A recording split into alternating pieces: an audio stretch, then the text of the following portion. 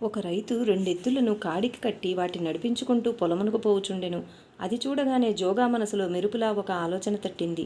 రైతును పిలిచి, మిత్రమా, నా వద్దనున్న ఈ ఖరీదైన నూతన పీతాంబరమును నీకిచ్చెదను. బదులుగా నీ కాడెద్దులను 4 గంటల కాలం నాకివ్వవలసిందని కోరగా, రైతు అందులకు సమ్మతించి పీతాంబరమును తీసుకుని కాడెద్దులను జోగాకిస్తాడు. జోగా ఒక త్రాడు తీసుకుని తన 2 కాళ్లకు కట్టుకుంటాడు. ఆ త్రాటి మరియొక చివరను కాడికి కడతాడు. చేతిలో కర్ర పట్టుకొని 2 ఎద్దులను తరుముతాడు. ఆ 2 ఎద్దులు దౌడు తీస్తాయి. భయకంపితమైన ఆ వృషభములు ఆగకుండా వేగంగా జోగాను ఈడ్చుకుంటూ పరిగెత్తుతున్నాయి. ముళ్లలో పయనించాయి, రాళ్లలో పరిగెత్తాయి, గుట్టలపై ప్రయాణం చేస్తున్నాయి. జోగా శరీరమంతా పగిలిపోయింది. రక్తము ధారా ప్రవాహంలా ప్రసరిస్తున్నది. చర్మమంతా ఊడిపోయింది. మాంసకండరములు ముక్కలైపోయాయి.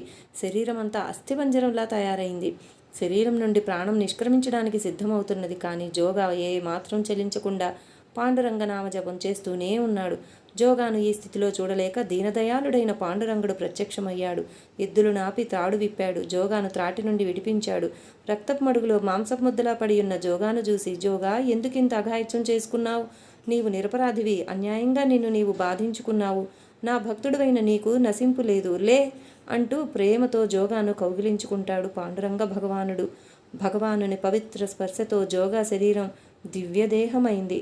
పాండురంగని కృపావాత్సల్యమునకు గగురుపాటు చెంది పాండురంగ దేవుని దివ్య పాదాలపై పడి తనువును మరిచాడు జోగా.